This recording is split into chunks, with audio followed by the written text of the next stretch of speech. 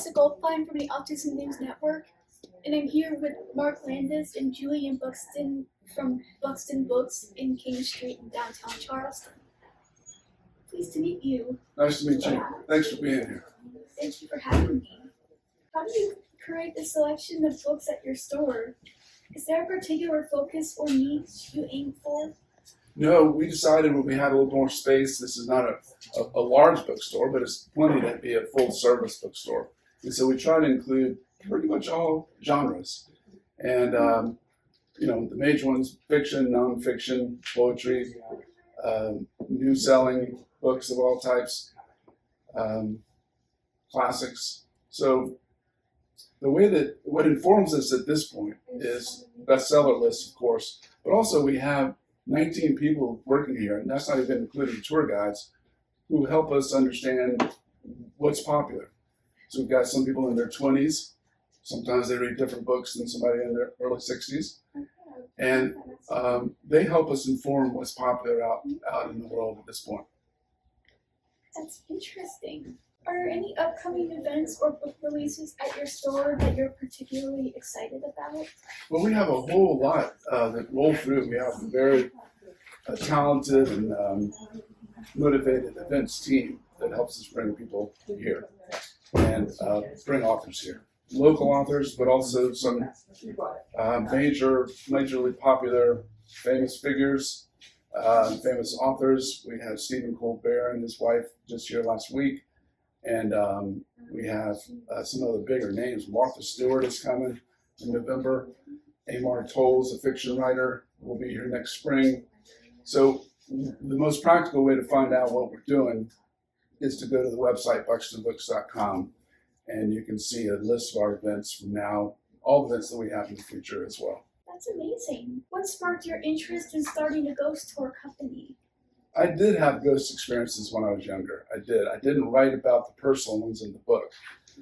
But one of the things that I realized when I was trying to get away from Charleston, I grew up here, and the tradition of it all, and I'm very sensitive to my surroundings. And so when I'm walking down Church Street or State Street or anywhere south of Broad at night, I actually do feel like I am back in the 1700s and 1800s. That's amazing. How do you research and prepare the stories for the tours? Well, for the book is the main source for people to become a good tour guide and have that basic knowledge. But then what I try to do is attract really great performers, Mark being one of them, who's had decades of acting experience, and several that are of that caliber.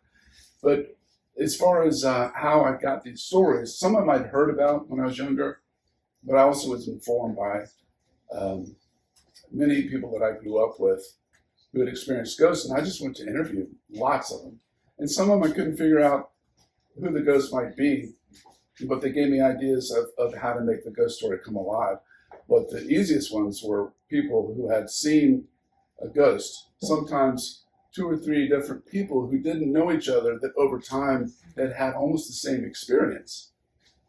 And those felt like they had the most credibility. And so that's when I would pursue really researching the spot and thoroughly interviewing everybody, and then make the story be compelling.